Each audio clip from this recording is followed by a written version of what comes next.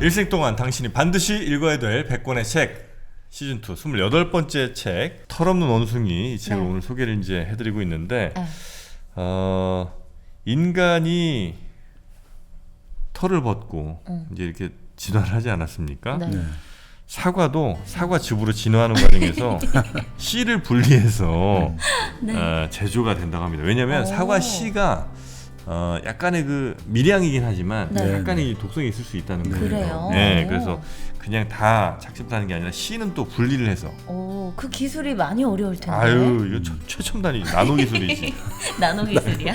이 씨를 벗기는 기술이 네. 핵심입니다. 그래서 물론 이제 씨가 있어도 상관없지만 그래도 네. 혹시 모를 걱정을 대비하기 위해서 네. 영주 은하수 사과즙은 씨를 뺀. 아, 너무 맛있어요, 근데. 네. 연주나 수사과.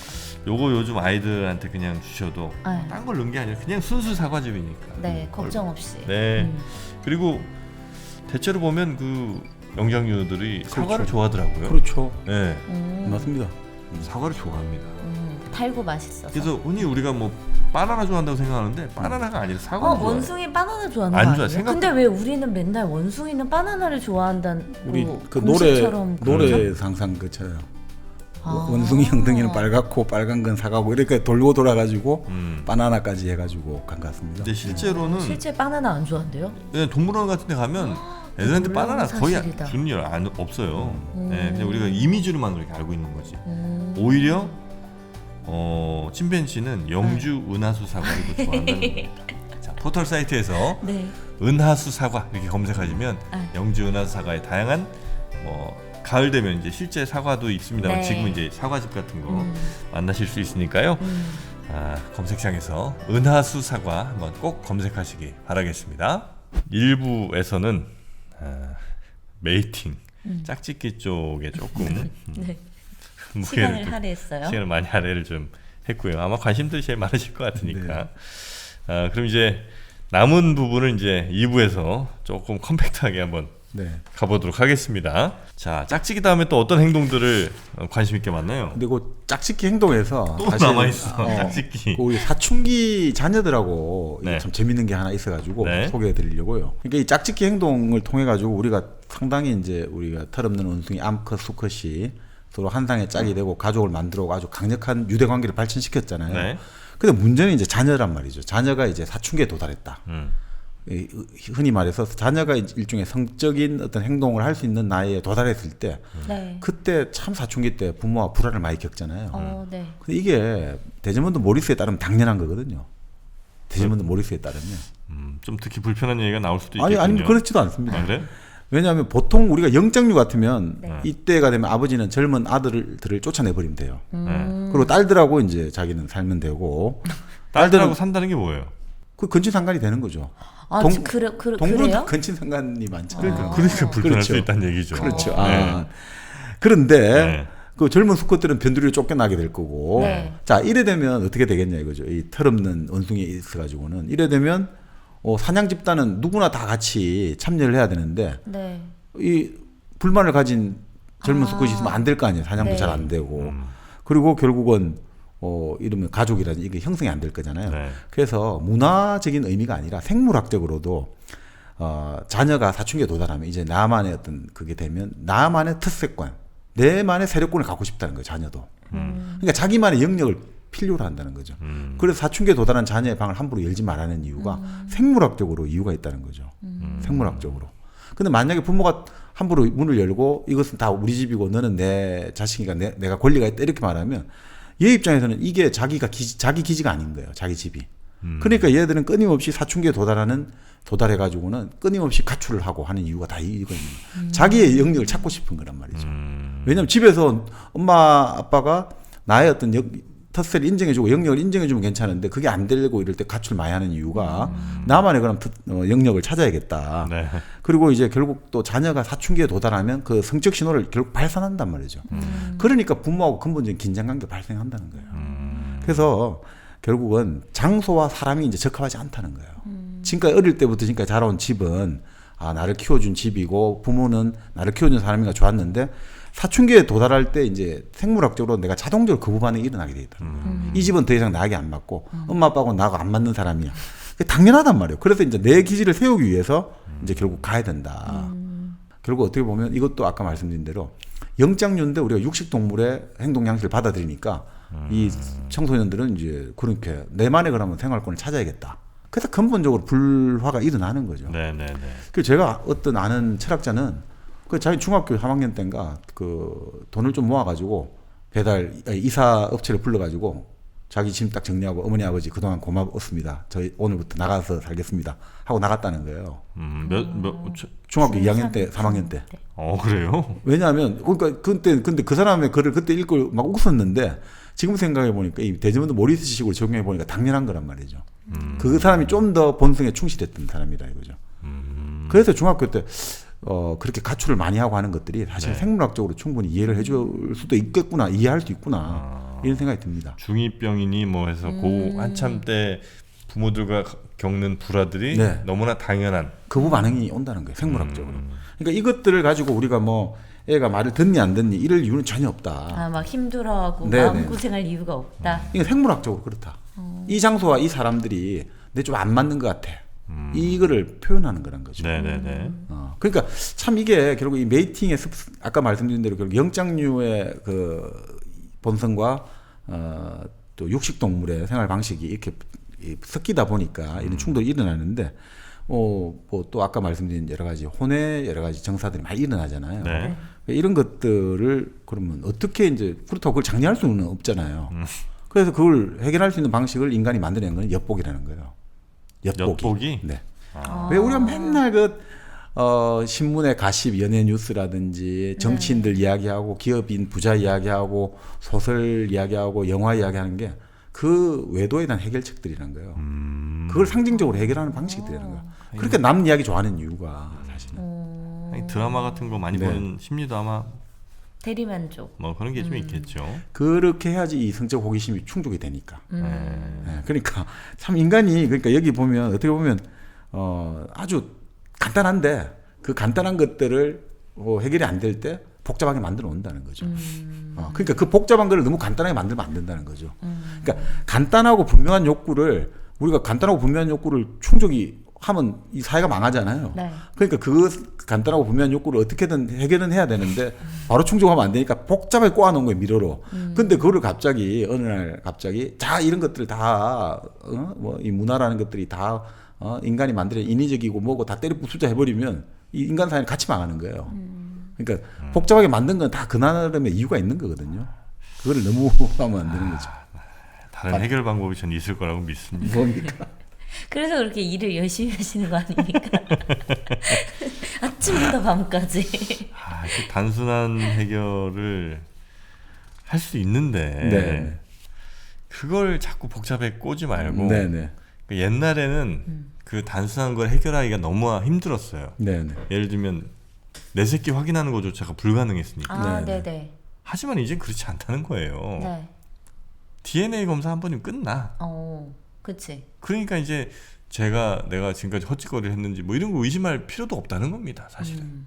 네, 그래서 DNA 검사도 믿을 수 있습니까? DNA 검사는 믿어야죠. DNA 정도는 믿어야지. 그러니까 그런 간단하게 해결을 할 수 있는 문제들, 사회를 무너뜨리지 않으면서도 해결할 수 있는 또 쿨병 나온다. 현명한 방법들을 그냥 찾아가 봅시다, 여러분. 그건 병이야. 네. 자, 결국 뭐 여러 가지 이렇게 이제 짝짓기라는 것들을 통해 가지고 이제 그 털없는 원숭이로서의 어떤 인간을 한번 살펴보기로 네. 했죠. 자, 결국 이게 기력인데 양육이죠, 양육. 네. 이게 부모의 부담이 가장 무거운 동물이 결국 털없는 원숭이죠, 인간이죠. 그러니까 특히나 아까 말씀드린 대로 직립자세. 이게 여자애들에게 너무나 큰 희생이다 이거죠. 짝짓기 다음 장이 이제 예, 기록이군요. 기록인데. 네. 그러니까 뭐 여기도 그렇게 나오네요. 몇 시간에 걸친 진통을 하고 나면 대부분 다 기진맥진하게 되고 또 혼자 낳기가 좀 힘들다 이렇게 나오죠. 네, 그래서 특히 또 이렇게 나와요. 아이도 힘들다는 거예요. 그렇겠죠. 왜냐하면 젖가슴 자체가 애가 이제 태어나서 젖을 먹어야 되는데 그 젖가슴 자체가 사실 수유에 적합한 형태로 진화된 게 아니라고 보거든요. 그래서 젖병 한번 문 애기들은 엄마 젖을 안 먹어요. 아 그래요? 맞습니다. 네. 가장 효율적인 젖가슴 모양은 우유병에 달린 젖꼭지 모양이란 말이죠. 그러니까 근데 지금 우리 이제 인간의 너무 젖가슴은 작아. 아니 우리 건 너무 작아. 아하. 아 그래요? 그러니까 침팬지 같은 경우는 납작가슴이고 젖꼭지가 훨씬 더 길고 불룩 튀어나와 있어요. 그러니까 수유에 어려움이 없는데 애들 같은 경우는 이 젖가슴이 너무 크고 둥글고 그러니까 뭐가 푹신푹신하기 때문에 이게 물고 빨기가 너무 어렵다는 거예요. 아 네. 차라리 그러니까 뭐 할머니의 그런 가슴을 생각하면 차라리 그게 더 편할 텐데 네. 늘어져서. 그런 거 아니에요? 그러니까 단단하고 둥근 지금 젖가슴 모양을 하고 있으니까 애가 이거를 입속으로 깊이 밀어넣기가 너무 힘들다고. 그렇죠. 네. 그러니까 지금 말씀드린 우유병 달면 왜 좋아하는 이유가 그게 편하고 그거 하니까. 아 그래요? 네네. 근데 참 재밌는 게 이 아이가 뭐 여기도 여러 가지 이야기 나옵니다만, 그러니까 이런 게 있는 것 같아요. 그러니까 엄마가 오른손잡이든 왼손잡이든 상관없이 아이를 껴안고 누울 때는 대부분 다 왼팔에 아기를 눕히고 왼쪽에 아기를 껴안는다거든요. 오 맞아요.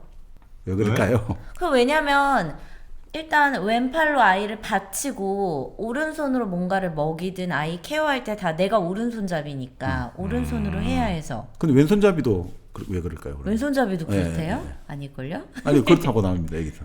왼손잡이도 네 대부분 다 그렇게 한다거든요. 심장이랑 가까워. 그렇죠. 그러니까 이렇게 나옵니다. 자궁에 있을 때 엄마의 어떤 그 고동 소리, 심장 고동 소리에 딱 아이가 익숙해 있듯이 네. 태어나서도 이제 이 엄마가 똑같은 이 심장 고동을 들려줄 때 아이가 진정제 같은 효과를 가진다는 거예요. 그 본능적으로 이렇게 대부분 왼쪽에 돈다고 해요. 네네네. 그러니까 사람들이 불안을 느낄 때면 이게 뭔가 우리 사람들이 마음을 달래주는 심장 고동 리듬을 찾는다는 거예요. 그러니까 대부분의 민속 음악과 민속 춤이 일종의 당김음 박자를 갖고 있는데 그게 결국 우리가 어떤 자궁 속에 있을 때 들었던 그 심장 고동음의 세계로 우리를 데려다주고 또 10대들이 특히 좋아하는 뭐 이렇게 나와요. 록 음악. 록이란 뜻이 본래 흔들다는 뜻이잖아요. 네. 그 록 음악을 좋아한다든지 요즘 아예 요즘도 아니죠. 그 60년대지만 비트 음악 있잖아요. 네. 심장 고동 박자들하는 거예요. 그것들이 가장 사람들을 편안하게 만들어준다는 거죠. 사람들을 불안하고 이럴 때. 아 당김음이라는 게 네. 두둥 두둥 네. 두둥 요거구나. 네. 네네네. 아 그게 오히려 심장 소리로 우리가 들을 수가 있다. 네. 그러니까 그걸 통해 가지고 참 그러니까 이게 어떻게 보면 본성적으로 우리가 이게 아까 말씀드린 오른손잡이 왼손잡이 상관없이 그렇게 아이를 심장 쪽에 탁 눕히고 그러면서 이제 그 어떤 그 자궁 속에 들었던 그 음을 같이 들려주면서 진정을 시키고. 네. 근데 아이도 마찬가지고 아이도 기본적으로 우리가 울음을 통해서 보통 의사를 표시하지만 배가 고프다, 뭐 축축하다, 잠을 자고 싶다 하지만 아이들이 이제 웃음이라든지 미소가 아이들이 드러내기 시작하잖아요. 여기서 참 재미있는 게 이 웃음의 의미가 뭐냐 이거죠. 아이들이 웃는다는 것의 의미가 뭐냐 이거예요. 애들이 웃고 미소를 짓잖아요. 그 아이라 함은 인지 기능이 생기기 전에 아이를 말하는 거예요. 보통 이제 아니면 태어난 지 몇 달, 두세 달 된 아이들 이제 그거는 웃기 실제 시작한. 감정을 느껴서 걔네가 웃는 게 아니라 그러던데. 뭐 여기서는 이제 네. 여기서 이렇게 나오네요. 감정보다는 생전? 예. 그러니까 이렇게 보는 거죠. 아기가 보통 웃는다는 게 우리가 까꿍 이런 거 할 때 웃잖아요. 네. 그 까꿍의 의미가 뭐냐면 보통 까꿍 한다는 거는 자기를 놀래게 하는 그 신호거든요. 위험의 신호거든요. 네네. 근데 엄마가 까꿍 하잖아요. 그러니까 아기가 여기서 보면 2달 되면 낯을 보통 가린다고 이제 엄마를 알아본다는데 네. 그럴 때 뭐냐면 엄마가 지금 이 두 가지 모순된 신호. 그때 우리가 이중구속도 말씀을 했습니다만 네. 자, 이건 까꿍 할 때 이런 거는 위험하지만 이거를 말하는 사람은 나야, 엄마야. 그러니까 위험하지 않아.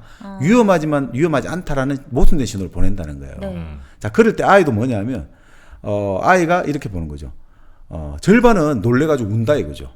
울고 싶은 거죠. 까꿍하게 갑자기 놀래가 우는데 절반은 엄마를 알아보는 거예요. 아, 이 엄마다. 그럴 때 우는데 갑자기 목은 우는 게 아니다. 이럴 때 울면서 또 한편에 엄마를 알아보고 약간 목구멍이 꼬르륵거릴 때 이게 결국 웃음이라고 보는 거예요. 여기서는.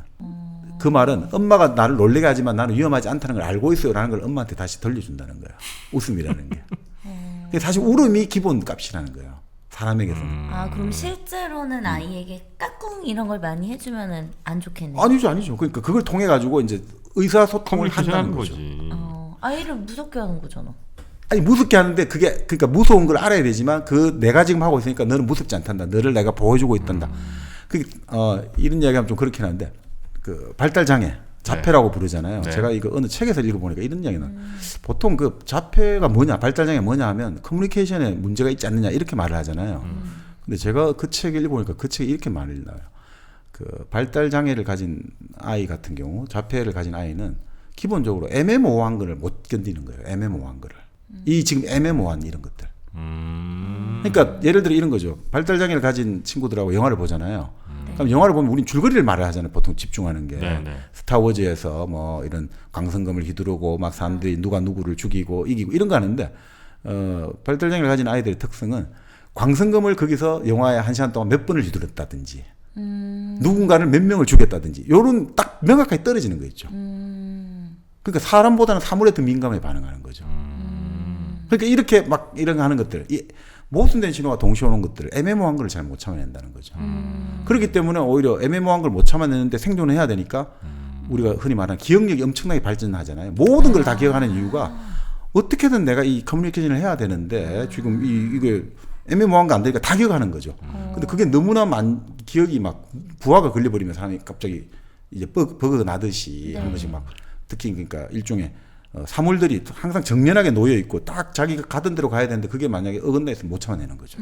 왜냐하면 자기가 갖고 있는 정보의 어떤 그거에서 어긋나 버리니까. 근데 사실은 지금 이런 깍꿍하고 이런 것들 자체가 그런 애매모호함을 그 위험한데 위험하지 않다. 그럼 여기 애도 마찬가지로 나는 이게 위험하지 않다는 걸 알고 있어요. 엄마가 나를 위험하게 하려고 깍꿍했지만 그런 식을 반응하면서 이제 커뮤니케이션이 만들어진 거 아니냐 이런 생각까지 듭니다. 네. 아 그래서 그 애들 그 깍꿍할 때 웃는 거랑 우는 거에 아주 묘한 경계에 있는 네네네. 그런 소리를 들을 때가 있어요. 진짜 울리는 건 아니고요. 이 분명히 이건 뭐 웃는 것 같긴 한데 그리고 웃음으로 나는 네. 이걸 커뮤니케이션은 분명히 하고 있지만 네. 약간 좀 우는 것 같은 느낌이 들 때가 있어요. 저는 이해했습니다. 이렇게 막 계속 웃기다 보면 그리고 막 자지러지듯이 막 이렇게 하다 보면은 막 우는 것 같은 느낌 들잖아요. 이런 거를 이제 관찰을 네. 했군요. 자, 그런데 이제 이런 웃음이라든지 이제 네. 미소는 조금 이제 더 낮은 단계에서 보내는 신호긴 한데 네. 왜 이런 신호를 그 털없는 원숭이의 새끼들은 필요로 했을까? 그것도 결국 바로 이 털이 없기 때문에 그렇다는 거예요. 털이 없기 때문에 왜요? 웃음과 미소를 발전시켰다. 왜냐하면 자, 원숭이 새끼는 태어나자마자 우리도 그 아이들 있죠. 태어나면 그 초기 단계 보면 애들이 손을 꽉 잡고 있는 거 있죠. 네네네. 그게 사실은 우리가 숲에 살 때 어미 등을 타고 지나갈 뭡니까 나무 타고 다니잖아요. 떨어지지 꽉 않길래 잡아야 너무 꽉 잡아야 되는. 되니까. 털을 이렇게 꽉 잡는데 예. 자, 그럼 원숭이 새끼는 태어나가지고 어미 털을 꽉 잡을 게 있잖아요. 네. 근데 우리 인간 아기는 잡을 게 없잖아요. 네. 어미가 내가 지금 힘든데 와서 잡을 게 없잖아요. 어미를 그러니까 내가 딱 잡고 있으면 좋은데 물리적인 잡을 게 없잖아요. 그럴 때 만드는 게 웃음과 미소라는 거예요. 그러니까 너를 이 웃음과 미소를 통해서 이 엄마를 내 옆에 두게 만드는 거죠. 아기가 어른을 지배한다는 게 그런 의미죠. 엄마 나 버리지 마세요. 뭐 그렇죠. 이런 느낌이에요. 엄마 나 돌봐주세요. 계속 여기 있어주세요. 이렇게 예쁜 아이가 있어요. 그렇죠. 그러니까 우리를 안아준 엄마한테 보답을 해줘야 될 거 아니에요. 그러니까 그 보답을 해줘야 되는데 다른 게 줄 거 없고 또 엄마를 꽉 잡아야 되는데 꽉 잡을 털이 없잖아요. 그럼 일단 안아는 줬다. 그러면 어떻게 해야 돼요? 웃어줘야 되는 거죠. 방긋방긋 웃어주는 거. 그런 것들이 결국은 그래서 엄마가 아기 곁에 계속 머물고 싶은 마음이 나게 해야 되니까. 그래서 미소를 짓는다. 이렇게 나오죠. 웃다가 또 엄마 떠나가면 또 울고 어떻게든 엄마를 24시간 붙잡아 놓는. 그렇죠. 근데 엄마도 충분한 신호를 여기에 정직하게 반응을 해줘라. 이제 모리스에 따르면 그렇습니다. 자기가 긴장해서 불안한데 거짓 미소를 아이에게 지어버리면 그거 아까 말한 대로 애기에게 잘못된 신호로 가니까 그 아이는 미세한 변화를 알아차린다는 거죠. 네. 그러니까 불안해하는 이런 것들이 뭐 인지를 못한 것 같더라도 아이는 안다는 거죠. 그러니까 불안한데 그걸 애써 가장을 해가지고 미소를 지으면 애한테 혼란에 빠뜨린다. 근데 그러면 막 옆에서 엄청 불안해하는 걸 다 티내야 되나? 그러니까 그게 이제 결국은 뭐 그 문제인데 어떤 아이를 혼란에 빠뜨리게 하는 것들 그 이중구속이 상당히 위험할 수 있다 이런 거죠. 뭐 이런 그러니까 이게 뭐 결국 기러기 같은 경우는 그러니까 그런 어떤 뭐 계속해서 이제 아이의 어떤 신호라든지 이런 것들이 어떻게 해서 이제 강력한 구속력을 발휘해가지고 가족으로 만들어지는가 요거를 네. 이제 보여주고 있습니다. 그거 이제 네. 양육 기르기죠. 기르기 쪽에 네, 네. 있었고요. 그 다음 장은 뭡니까? 그다음 장이 이제 모험심인데 결국 뭐 그런 이야기를 하지 않습니까? 결국 왜 털없는 원숭이가 이렇게 만물의 영장이 되었느냐? 그 모험심 때문이다. 뭐 아까 여러 가지 생존을 위해서 사냥을 해야 되니까 인간이 직립을 하고 그렇게 털이 사라졌다라는 말도 있습니다만 또 다른 해석으로는 자 숲이 있긴 있었는데 저 뭐가 있다 이거죠. 저 사바나의 초원에 뭐가 있다. 저 초원에 뭐가 있을까라는 그 호기심을 가지고 어떤 원숭이 한 무리들이 출발해가지고 거기서 결국 인류로 지금까지 지나온 거 아니냐. 네. 이런 것도 하거든요. 그러니까 사실 인간이 가지고 있는 가장 기본적인 자질 중에 하나가 모험심이잖아요. 그렇죠, 그렇죠. 호기심, 모험심. 그게 끊임없이 나아가잖아요. 대륙으로 나아가고 저 바다를 넘어 나아가려고 그러고 저 산 너머에 무엇이 있을까? 그리고 지금은 이제 지구를 벗어나서 저 우주에는 무엇이 있을까? 네. 끊임없이 나아간다는 거죠. 그러니까 이런 것들, 이런 호기심과 모험심 이런 것들이 이제 결국 그 인간의 이제 털없는 원숭이의 가장 큰 특징인데 이게 오히려 그렇다고 봅니다. 기회주의자이기 때문에 이게 가능했다는 거예요. 기회주의자이기 때문에. 어떤 기회주의자? 예를 들어 개미핥기라든지 코알라 같은 경우는 딱 그것만 신경 쓰면 된다 얘기죠. 코알라는 나뭇잎만 신경 쓰면 되고 개미핥기는 이제 개미 요거 그 핥아먹은 그것만 신경 쓰면 되는데 그런 것들은 그러니까 그 하나만 딱 전문성만 발휘했는데 만약에 환경이 바뀌어버리면 얘들은 다 죽게 되잖아요. 환경이 바뀌어버리면 코알라가 먹는 나무가 사라져버리면 끝이잖아요. 유칼립투스가 갑자기 그렇죠. 무슨 전염병이 돌아서 네. 혹은 뭐 개미들이 갑자기 어떻게 없어졌다든지. 그렇죠. 그 고슴도치라든지 스컹크는 자기 이제 필살기가 있잖아요. 고슴도치는 자기 털이 빳빳해가지고 먹다가 전부 다 아유 이게 입에 큰일 나잖아요. 그다음 스컹크는 고약한 냄새를 풍기니까 아무도 건드리지 못하잖아요. 네. 근데 만약에 환경이 변화할 때 얘들은 살아남을 수가 없게 되잖아요. 만약에 고슴도치의 뻣뻣한 털을 더 좋아하는 포식자가 나타나가 얘를 먹어버리면 다 멸종할 거잖아요. 네. 그런데 바로 이제 인류라는 것은 기회주의자다 이거죠. 그러니까 얘들은 살기는 고달파요. 항상 뭔가 그 새로운 환경에 적응을 해야 되니까 살기는 고달픈데 문제는 환경 변화에는 빨리빨리 적응한다 이거죠. 과일이 없으면 나무 뿌리 먹을 수 있고 네. 요걸 못 먹으면 저걸 먹고 그런 식으로 계속해서 변화시켜 왔다 이거죠. 그렇게 변할 수 있는 힘이 모험을 통해서 생겼다는 거예요? 아니 그러면서 이제 모험심이 그러면서 생겨났다는 모험심이 거죠. 생겨났다? 예, 예. 전문성을 가지고 진화한 게 아니라 네. 기회주의적인 어떤 이런 계속해서 이제 요 환경에 다른 것들을 찾고 하다 보면서 이 모험심이 생겨났다는 거죠. 그래서 대표적인 게 어린이가 이제 새 것을 좋아하는 충동이라는 것들. 우리 어릴 때 가장 유행했던 70년대, 80년대 만화가 탐험 들어가거든요. 뭐 세계 탐험, 모험 떠나고 15소년 표류기라든지 톰 소의 모험, 허클베리핀의 모험. 왜냐하면 어릴 때 바로 이 모험 정신이 가장 왕성해지니까. 정민이는 모험 쪽은 별로 아닌 모양이네요, 그죠? 저요? 좀 그런 것 같아요, 저는. 안정을 추구하고. 겁이 좀 많은. 그러니까 이 책에서는 그래 따지면 이렇게 나요. 안정을 추구하고 탐험을 안 하고 아늑함이 안 좋아하는 그 뭐냐면 야생의 동물이다 이거죠. 야생의 동물은 모험을 절대 안 한다는 거예요. 야생의 동물은 모험할 이유가 없잖아요. 항상 딱 주어진 길만 가고 주어진 환경만 있지 절대 모험을 안 한다는 거죠.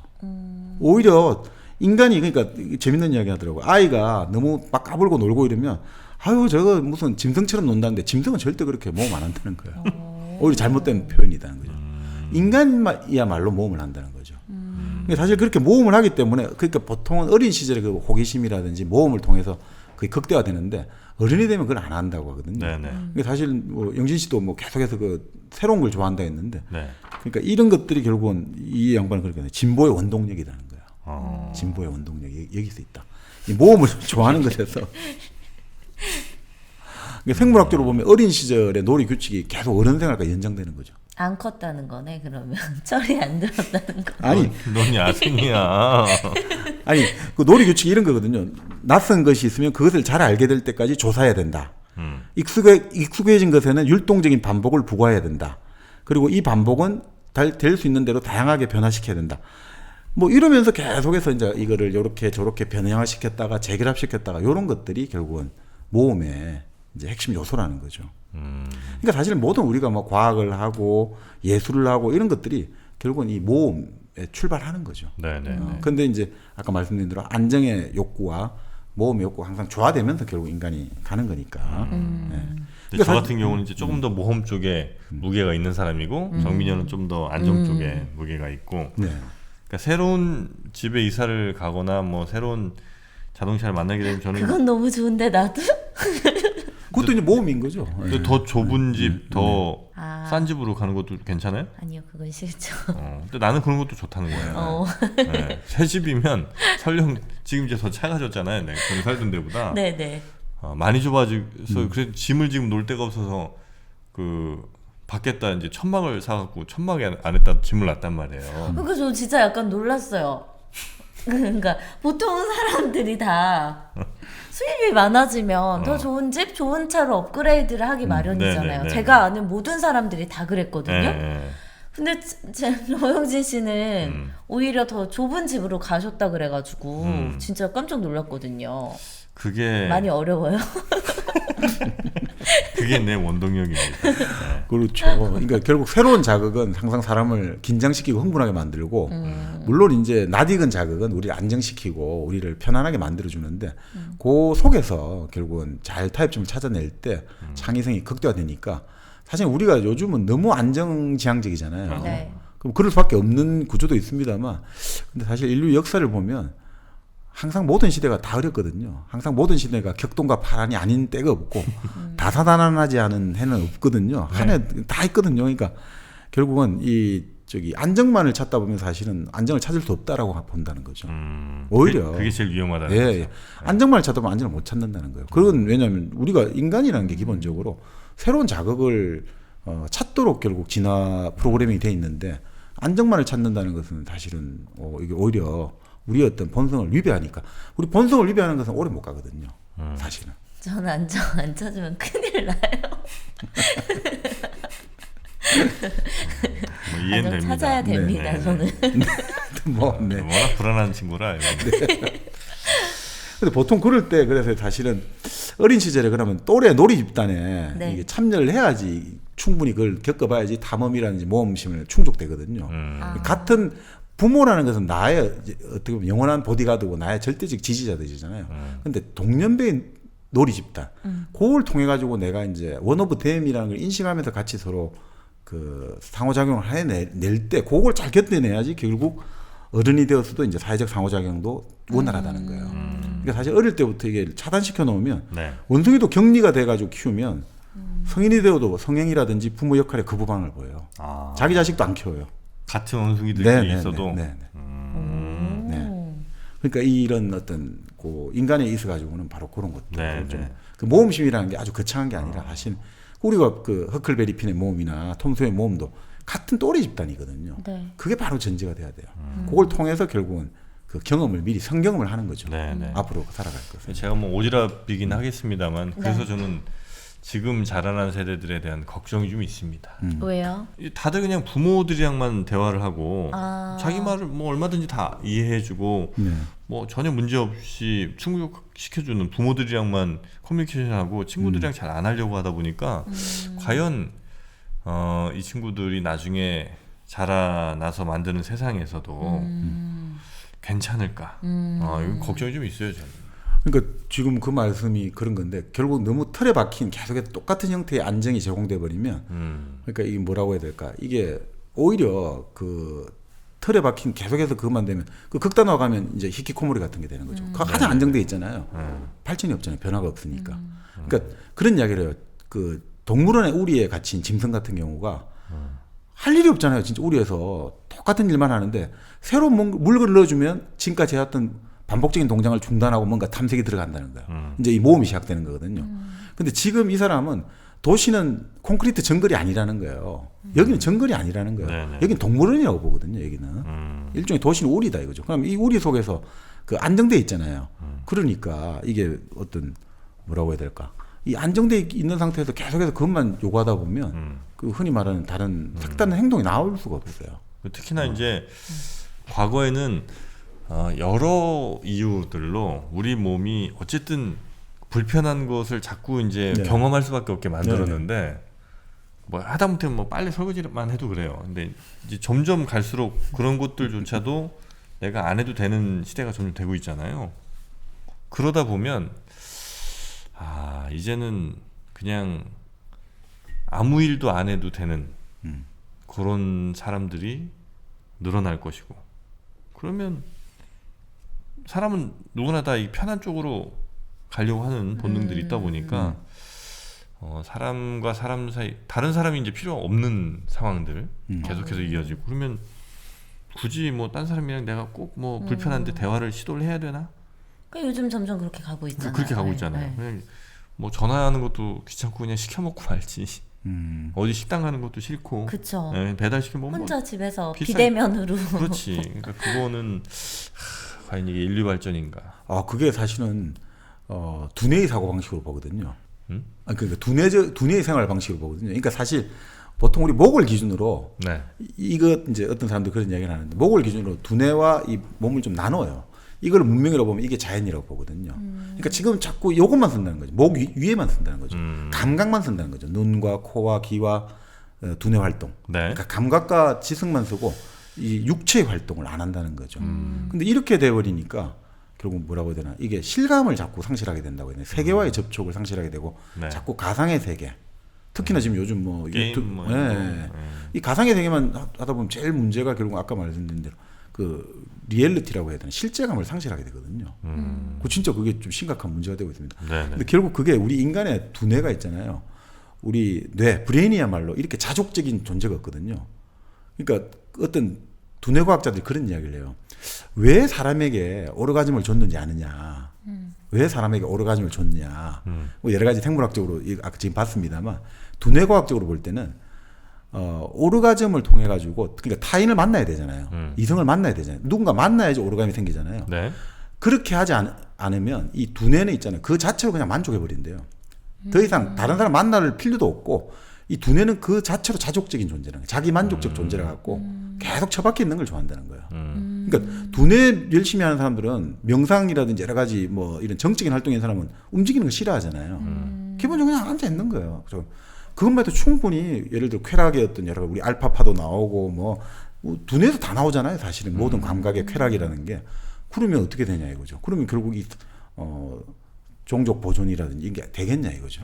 그래서 일종의 오르가즘이라는 형식을 줘가지고 네. 다른 사람을 만나게 만들었다는 거예요. 안 그러면 이 두뇌만 만족하면 그냥 계속 방 안에서 막 평생을 보낸다는 거예요. 네네. 왜냐하면 이것만 만족하면 되잖아요. 이 두뇌에서 우리 감각만 만족하면 굳이 밖에 안 나가고 해도 뭐 그런 극단적인 경우 있잖아요. 손에다가 우리 몸에 센서 연결해가지고 그 감각만 인지하면 되는 거잖아요. 근데 이제 그 오르가즘만한 강력한 자극을 줄 만한 게 다른 건 거의 없으니까. 네네.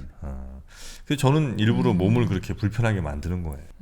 몸을 불편하게 만들어야 자꾸 뭔가를 하게 만들고 네. 네, 그런 게 좀 있다는 겁니다. 도시에서 돌을 닦고 계시네요. 네. 자, 그래서 기르기는 네네. 이렇게 그렇죠. 봤고요. 그리고 이제 뭐 파이팅, 싸움인데 인간의 싸움. 네. 뭐 수컷끼리 혹은 아니 암컷끼리 뭐, 네. 사실 근데 동물이 싸울 땐 다 이유가 있잖아요, 그죠? 어떤 뭐 영역을 확보한다든지 아니면 우위, 그 쪼는 서열. 분수라고 하죠, 패킹 오더라고 하는 서열을 정하는 거 네. 이런 건데. 대부분은 이제 뭐 우리가 이제 그 영장류 같은 경우는 일종의 서열을 딱 정하잖아요. 네. 근데 이제 우리가 사냥하는 원숭이가 됐잖아요. 이럴 때는 이제 특세권이 필요하거든요. 영역, 세력권이 필요하단 말이죠. 세력이 이제 네네네. 필요하죠. 그러니까 요거는 집단적으로 이루어져야 되죠. 한 지역을 방어할 때 혼자 할 수 없잖아요. 집단적으로 방어해야 되고 또 집단적으로 방어하니까 이제 계급이 생겨나고 또 그 내에서 이제 가족을 지켜야 되고 네. 또 가족 그리고 개인을 지켜야 되고 이 세 가지를 이제 기본적으로 인간은 장착하고 있는 거죠. 집단, 가족, 그리고 어떤 하나의 개인 네. 이렇게 세 가지가 있는 거죠. 근데 이 여러 가지 이야기 나오는데 참 우리가 이게 뭐 이런 것 같아요. 바로 막 우리 생각에는 이게 공격이라든지 방어라는 게 자동적 되는 것 같은데 자동적으로 죽고 이 절대 그렇지 않거든요. 짐승도 항상 먼저 신호를 보낸단 말이죠. 공격하기 전에 공격하기 전에. 다 두렵단 말이죠. 왜냐하면 서로 치명적이잖아. 그러니까 항상 서로 신호를 보내고 항상 바로 주먹 선박 날리고 이런 게 아니고 항상 먼저 위협하는 동작을 하고 전투적인 춤을 춘다든지 계속해서 그런 행동을 한다는 거죠. 어지간하면 안 싸우고 그냥 네가 갔으면 좋겠다. 그럴 때 이제 전위 활동도 하는 거죠. 갑자기 서로 팽팽하게 대처했다 갑자기 하품을 한다든지 잠을 잔 놈도 있고 갑자기 먹이를 먹는 동물도 있고 이런 식의 동물도 있고. 그래요? 이걸 전위 활동이라는데 갑자기 서로 막 맹하게 대처하고 있다가 갑자기 먹이를 먹는다든지 갑자기 지 몸을 핥는다든지 아 맞아. 기지개도 하고 이런 식의 이런 것들이 하는 거죠. 근데 참 이게 재밌는 게 한쪽이 다른 쪽을 죽이는 경우는 극히 드물다. 그러니까 특히 자기 종족 내 동물들끼리 네네. 진짜 안 죽인다는 거죠. 그래요. 다른 짐승 사냥할 때 죽이는 스킬을 시전하지 않는다는 거죠. 그러니까 아무리 맹수라도. 그 늑대 같은 경우도 예전에 우리 콜라트 그 솔로몬의 반지 나오지만 늑대끼리 싸움을 하다가 지잖아요. 그럼 진 쪽에서 어떻게 하냐면 자기 목 들면 그냥 내미는 거예요. 나무로 다 잡수고 이런 식으로. 근데 그러면 걔도 또 이긴 쪽도 봐주는 거죠. 절대 서로 치명상을 안 주거든요. 그러니까 그런 식으로 해가지고 하는데 뭐 여러 가지 이제 우리가 몸짓을 통해 가지고 좀 공격성을 누그러뜨리고 그래서 네. 분쟁 해결을 하고 하는데 우리가 이제 털 없는 원숭이잖아요. 그러니까 우린 털이 없잖아요. 뭐 털 골라주기가 힘들잖아요. 네. 그래서 이제 피부를 활용하는 거죠. 우리는. 피부? 네. 피부. 어떻게 해요? 우리 어떻게 됩니까? 분노할 때 어떻게 되죠? 바르르 떨죠. 아니 피부 색깔. 빨개져. 바로 들기도 하는데 창백해지잖아요. 분노할 때는.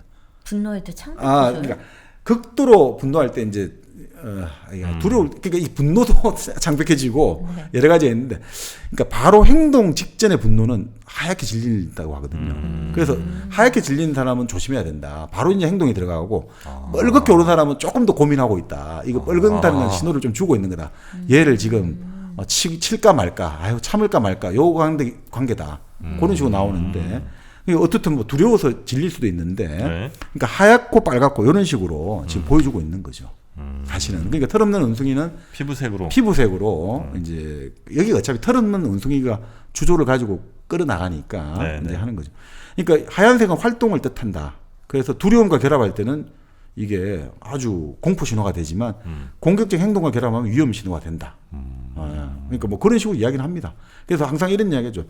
얼굴이 하얗게 질리가 창백한데 입을 꾹 다문 사람은 정말 위험한 사람이다. 그런 사람은 함부로 건드리지 마라. 바로 얘는 행동. 네, 바로 그냥 액션으로 나온다는 거죠. 네네네.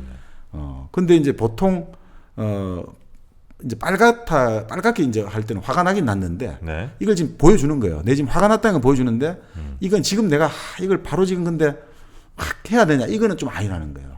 뭐냐면 이렇게 나오거든요.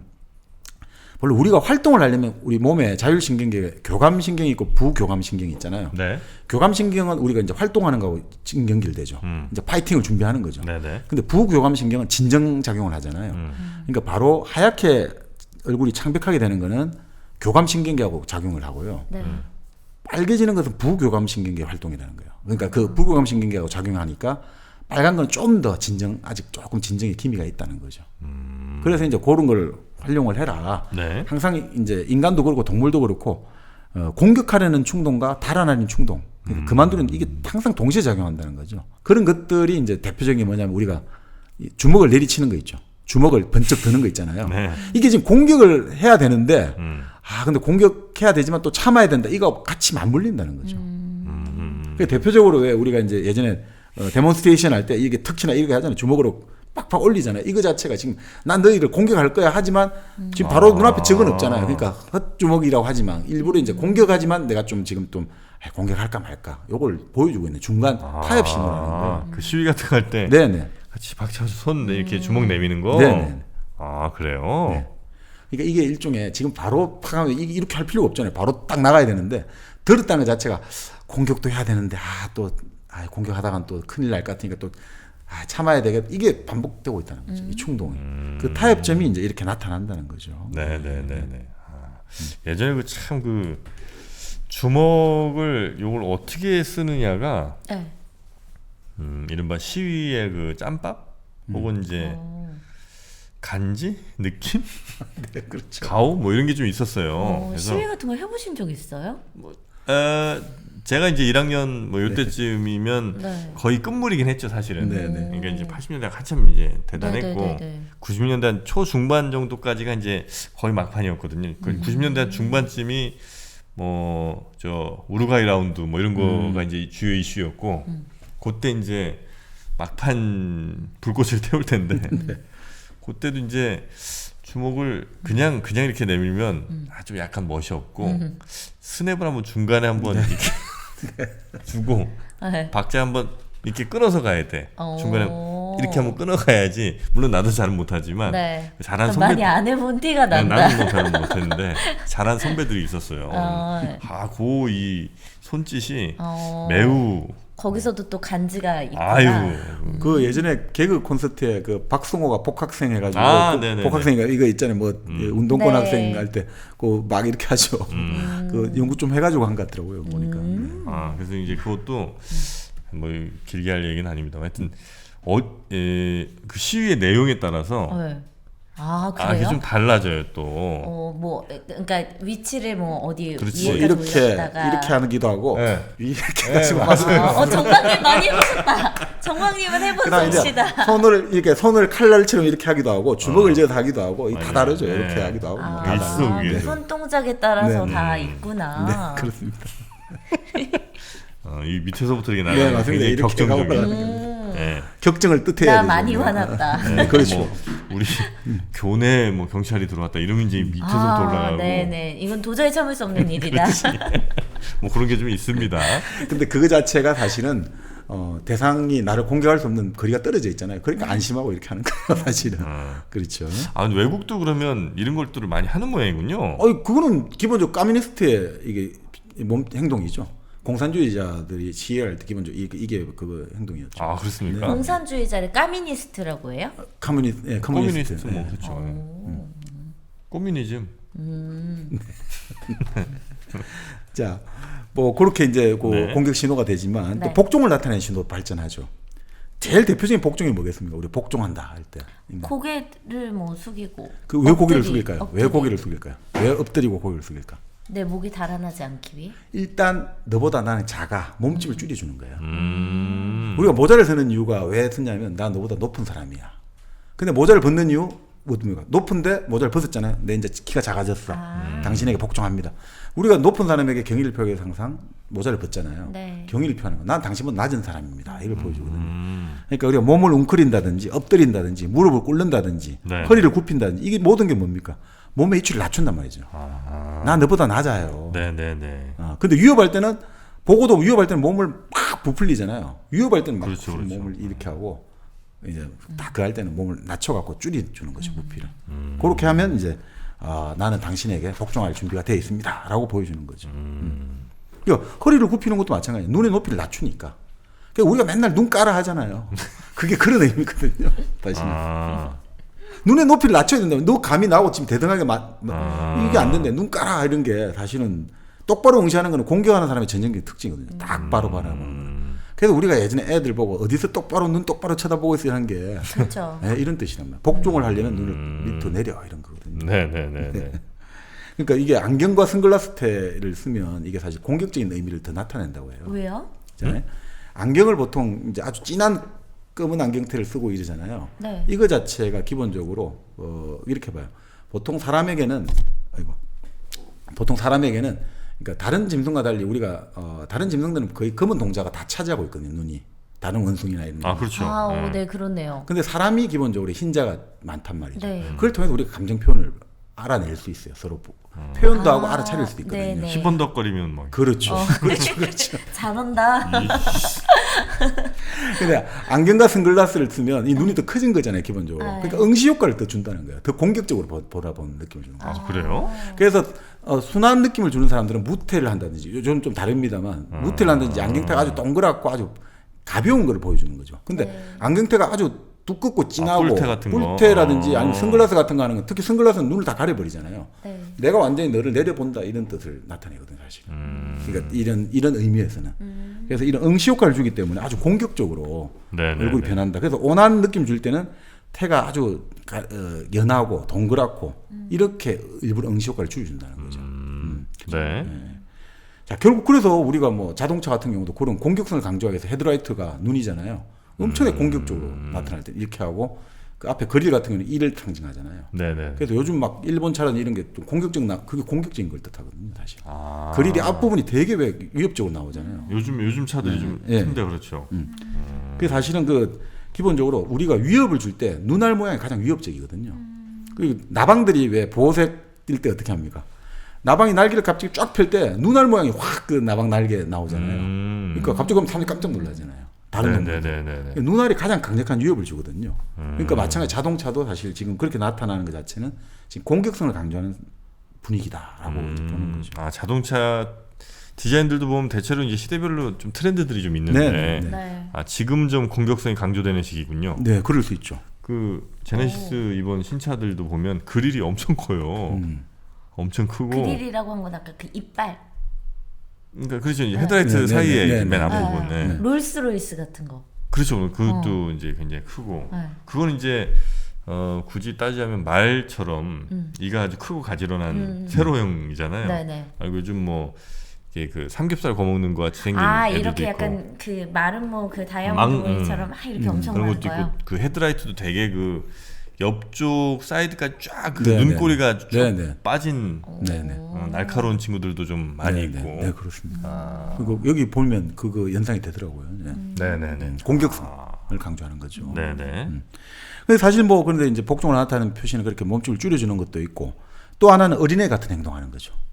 어린애 같은 행동을 하면 공격하려는 사람의 공격성이 좀 진정시켜주는 효과가 있거든요. 본래 새끼를 잘 공격하지 않거든요. 그렇죠. 대체로는 모든 동물들은 새끼는 공격 안 해요. 그래서 마찬가지 연애하는 남녀가 아까 유아어 사용하는 거 있지 않습니까? 어린애 목소리 하는 네네네. 것도 사실은 그 공격적인 감정이 있죠. 아무리 서로 간에 사람은 어떤 존재든 또 공격적인 감정을 가지게 돼 있거든요. 유아를 사용하면서 공격적인 감정을 최대한 누르고 보호 본능을 서로 자극한다. 이렇게 볼 수도 있거든요. 그러니까 어린애 같은 행동을 하는 것 자체가 이제 공격 좀 하지 말아 주세요. 벽을 좀 허물자. 네. 그리고 사실 대표적인 게 그 한번 말씀드렸죠. 일본의 그 사토 마사루라는 그 외교관이 네. 썼던 책을 보니까 일본 내무성의 국장, 일본 내무성 국장이 아주 높은 사람이거든요. 아주 엘리트의 외교관이죠.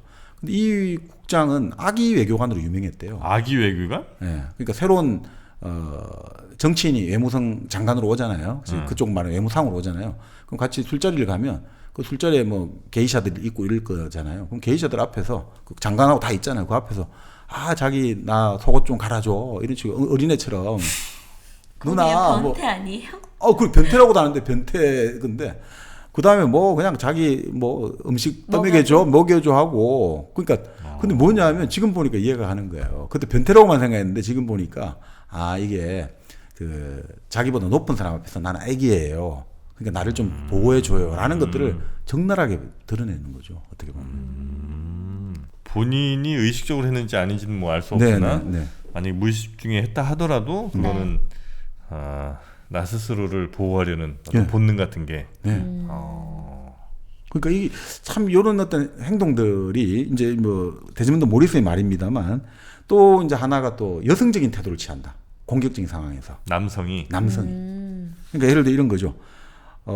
예를 들어 수컷 같은 경우 수컷과 수컷이 싸움하는데 갑자기 약한 수컷이 갑자기 자기 엉덩이를 뒤로 쭉 빼는 거예요.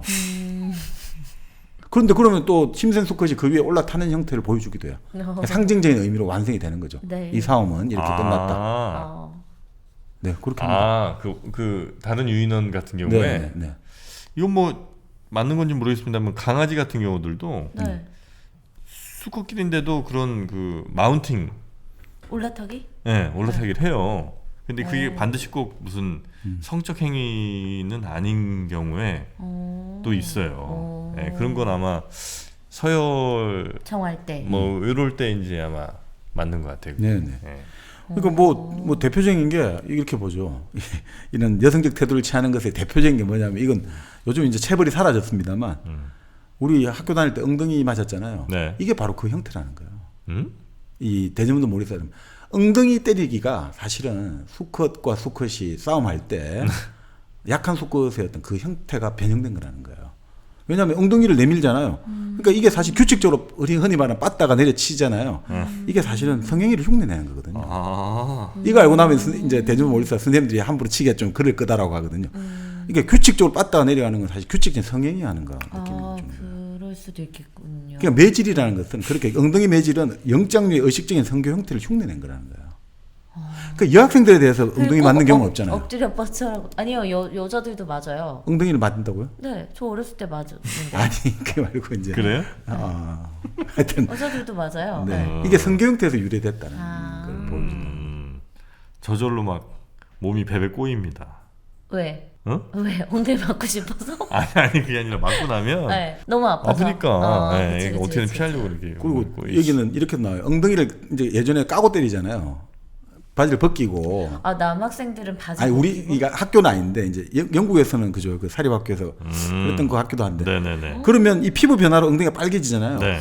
그럼 그게 이제 영장류 암컷에 발정할 때 홍조띠는 엉덩이를 현상시킨다는 거예요. 아. 빨개지는 것 자체. 네네네. 그러니까 이게 근데 이거는 애초에 의도는 실패한 거죠. 원래 공격성을 완화시키는 건데 자꾸 성적으로 은밀하게 자극하니까 점점 더 의식은 계속된다는 거죠. 맞잖아요. 이게 원래 그걸 통해 가지고 좀 때리지 말아주세요인데 반항심이 이게 자꾸 성적 자극을 내갖고 더 오히려. 네. 그런 이야기도 합니다. 그러니까 이게 참 공격성이라는 게 여러 형태로 나타난다. 그러면서 이제 이런 어떤 공격성의 어떤 중간에서 우리가 인간이 긴장되고 흥분될 때 전이 활동을 한다. 아까 말한 왜 그런 거 있잖아요. 갑자기 장식품을 만진다든지 뭘 만진다든지 안경을 닦는다든지 술을 다룬다든지 음식을 이런 것들이 다 전이 활동이라는 거예요. 네네네. 특히 낯선 사람 만나는 모임에 들어갈 때 우리가 딱 기본적으로 좀 불안하기도 하고 또 어떤 사람들이 식소한 사람은 새 사람 보면 공격하려고 하잖아요. 좀. 왜 우리 모임들 같은 거 해보면 괜히 쓸데없는 행동하잖아요. 그렇죠. 막. 그게 전이 활동이라는 거예요. 공격성에 따르는 이 공격할까 말까. 아 이걸 어떻게 할까. 아까 공격하기 앞서가지고 갑자기 뭐 음식을 먹는다든지 자기 털을 핥는다든지 하품을 한다든지 그런 게 일종이라는 거예요. 그러니까 이 묘한 두려움과 공격성이 섞여 있잖아요. 첫 어떤 만남에서. 뭐 그러니까 이게 사실은 우리가 먼저 악수라든지 미소로 공격성을 먼저 좀 달래주고 네. 인사를 하고 그런 다음에 이걸 전이활동하기 제일 좋은 재료가 뭡니까? 술이라든지 음식이라든지 담배라든지 이걸 통해서 서로 좀 그걸 하는 거죠. 네네네. 그러니까 이게 사실은 이제 어느 모임에 딱 가가지고 이 모임에서 어떤 사람이 주인이냐 호스트냐 손님이냐 알 수 있다는 거죠. 주인은 있잖아요. 기본적으로 변화가 별로 없어요. 그 모임의 좌장은. 왜냐면 내가 여기 최고장이니까. 가만히 있는. 가만히 있죠. 근데 이제 처음 오고 좀 이 모임에 좀 뭔가 지금 아직 받아들이지 않은 사람들이 그런 전이 활동을 하는 거죠. 뭔가 긴장하고 이러니까 뭔가 손을 움직이지 못하고 여러 가지 그게 이제 결국 그런 거다 이거죠.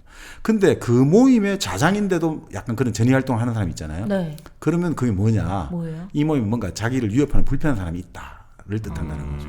뭔가 이 자리에 내 자리를 내 지위를 위협하는 누군가가 존재한다 이걸 뜻한다는 거죠. 그러니까 이렇게도 보면 이것도 재밌어요, 그죠? 사람들의 어떤 행동을 관찰할 수 있다는 거죠. 네네네. 이 사교 모임 같은 게 우리는 조금 뭐 아주 익숙하지 않을 수는 있는데 그런 뭐 여러 모임들 같은 데서 전이 행동이라는 게 아주 흥미롭네. 싸우기 전에. 그러니까 사실은 지금은 우리가 이제 그 동물도 그렇고 인간 같은 경우도 이런 전이 행동이라든지 여러 가지 복종의 신호라든지 이걸 통해 가지고 네. 그러면 서로 안 죽여도 되잖아요. 근데 문제는 지금은 싸움의 단계가 너무 멀리 떨어져 있죠. 그러니까 우리 미국에 거기서 뭡니까 컴퓨터를 가지고 네. 드론을 조작해 가지고 사람을 공격할 수 있잖아요. 네. 그러니까 여기서 아무리 몸짓을 해도 몸짓을 알아차릴 수가 없는 거예요. 그래서 이 전쟁이 더 이제 무자비해지고 네. 더 대규모가 되고 하면서 이게 서로 이제 예전에 복종 몸짓을 보여주면 죽일 수가 없다는 거거든요. 그건 동물도 그렇고 인간도 그렇고 대부분의 우리 지난 그 소년의 온다도 했습니다만 사람이 사람 앞에 대고 함부로 못 죽이거든요. 근데 이제 이런 그 복종 신호를 충분히 이제 안 해주면 사람은 막 그냥 어떤 행동을 할지 점점 원거리로 되고 네. 뭐 예를 들면 뭐 칼이 아니라 총이 되고 네. 이러면서 폭탄이 되고 폭탄이 되고 네. 상대 복종 행동도 볼 수도 없고 그렇죠. 나도 보여줄 수도 없고. 그렇죠. 자 그리고 또 어떤 거 있습니까? 네, 이제 그리고 먹기가 있는데 네. 아까 말씀드린 대로 이제 결국 인간이 과일 채집에서 사냥으로 바뀌면서 이 먹는 양이 많아지고 식사 인터벌이 길어진 거예요. 네. 왜냐하면 그 보통 육식 동물들 한 번에 자기 몸 그렇죠. 무게 20%를 먹는다. 2, 3, 7치 막 먹고 뭐 이러죠. 네. 그런데 이제 인간은 그게 안 되니까 왜냐면 언제든지 먹을 수 있으니까 적게 조금씩 먹으면 된다 이거죠. 근데 이제 결국 그게 달라졌잖아요. 이제 음식을 저장해야 되고 가족에 갖다 줘야 되니까 어떻게 해야 되느냐? 음식 이제 그것도 저장의 기술도 발달해야 되고 배설 활동도 이제는 통제돼야 되는 거죠. 예전에 이제 유인원 때 나무 타고 다닐 때 그냥 가다가 그냥 쭉 배설을 하는 거예요. 네.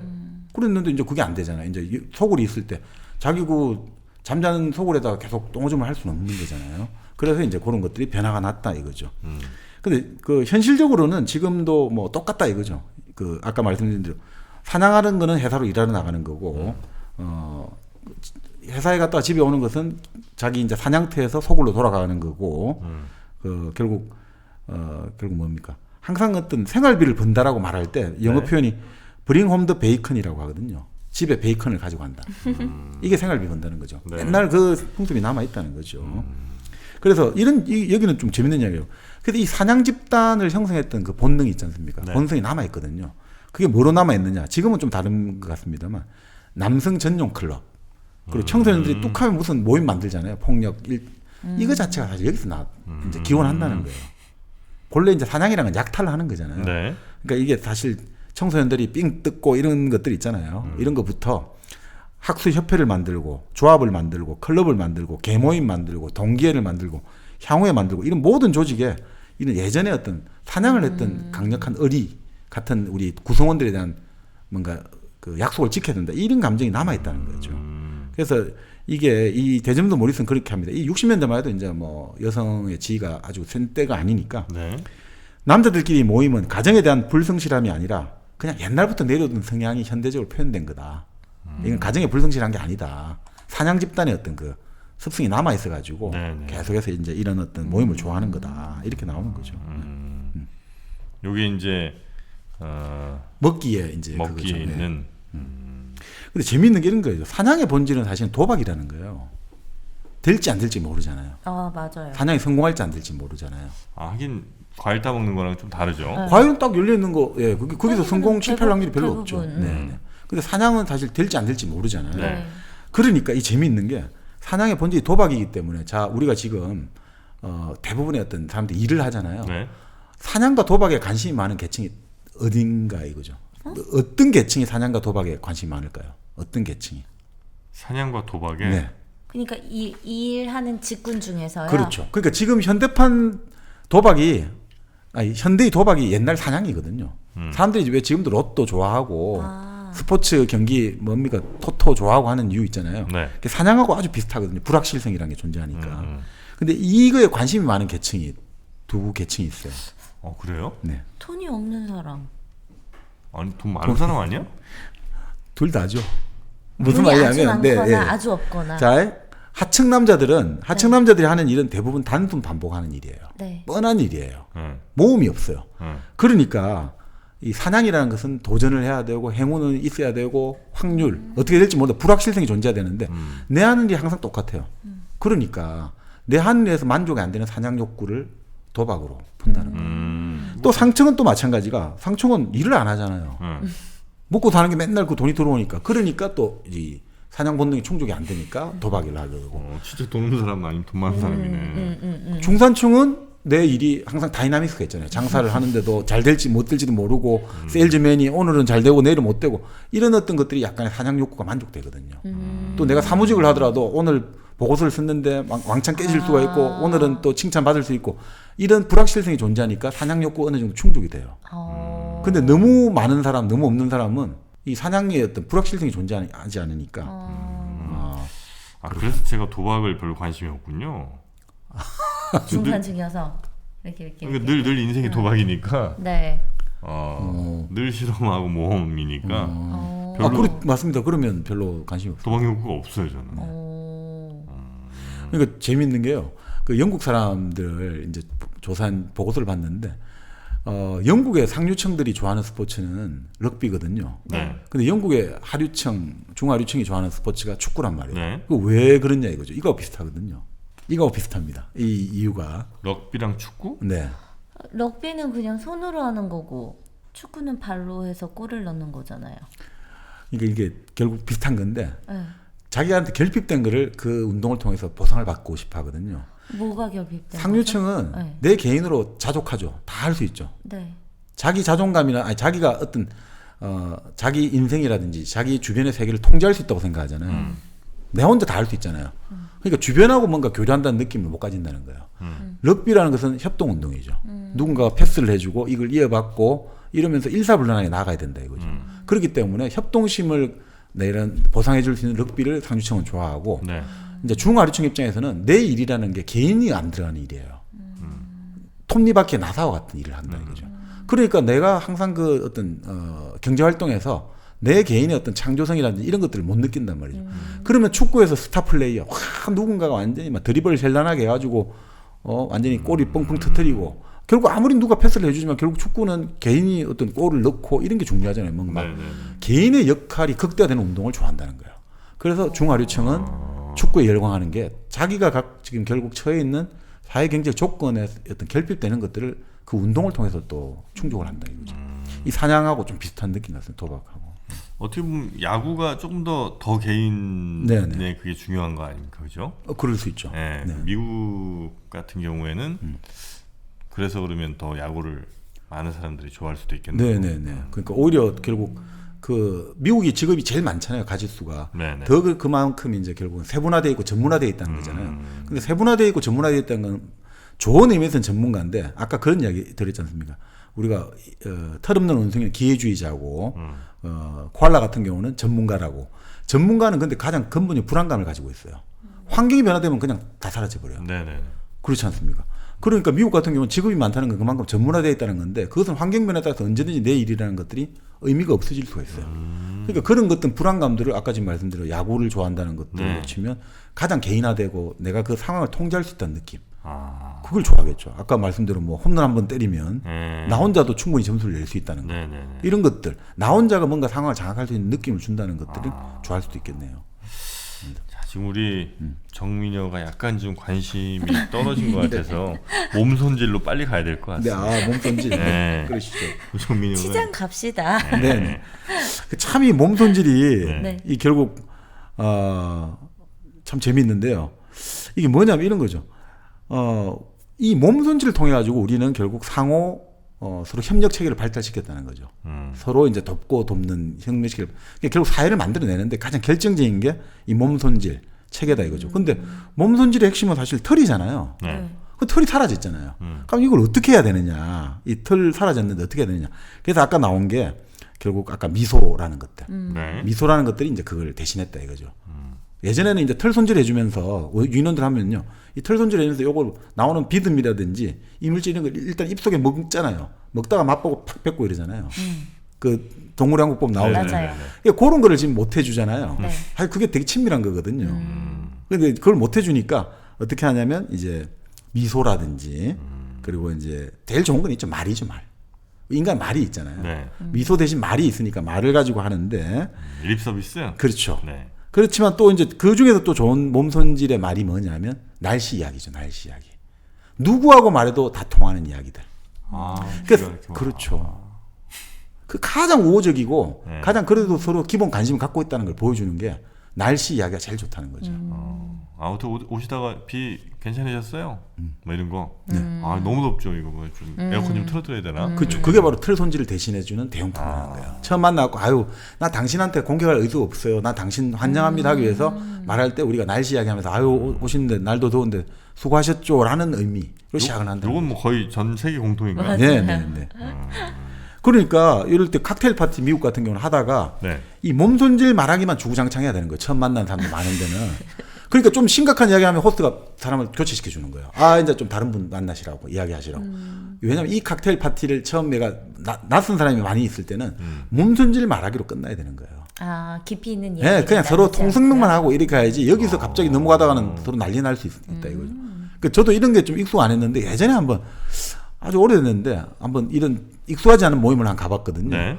근데 여기 가니까 진짜 그런 식인 거예요. 어느 정도 이야기를 좀 하려니까 이 호스트 하시는 분이 아이고 우리 저기 다른 분도 한번 또 인사하시라고 계속해서 그러니까 그런 이야기만 반복을 했거든요. 아 그래요? 아니, 근데 그 이후로 두 번 다시 안 봤는데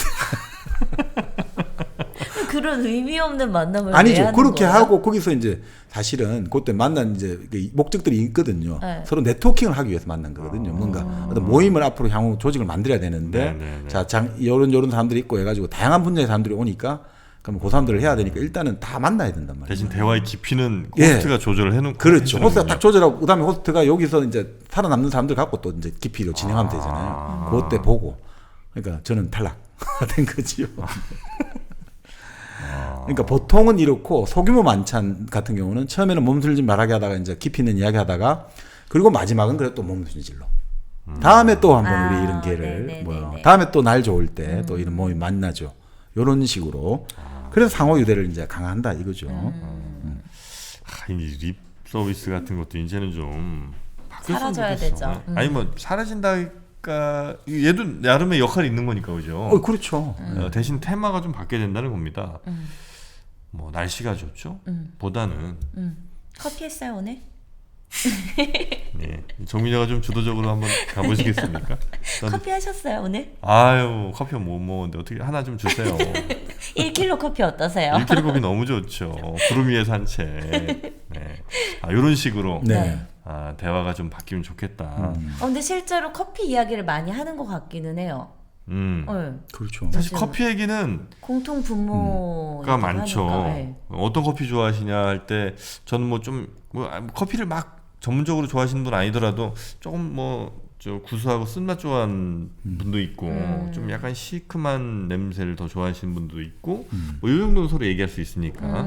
그리고 요즘은 그러니까 뭐 같이 이렇게 처음 만난 관계에서 밥 먹으러 갑시다. 그러니까 소개팅 같은 것도 그렇고 좀 부담스럽잖아요. 그렇죠. 그러니까 그냥 요즘 트렌드는 그냥 커피 한 잔 하고 끝내고 뭐 이런 것도 있다고 하니까 커피가 진짜 그런 의미에서는 네. 부담스럽지 않고 좋은 것 같아요. 좋습니다. 1kg 커피.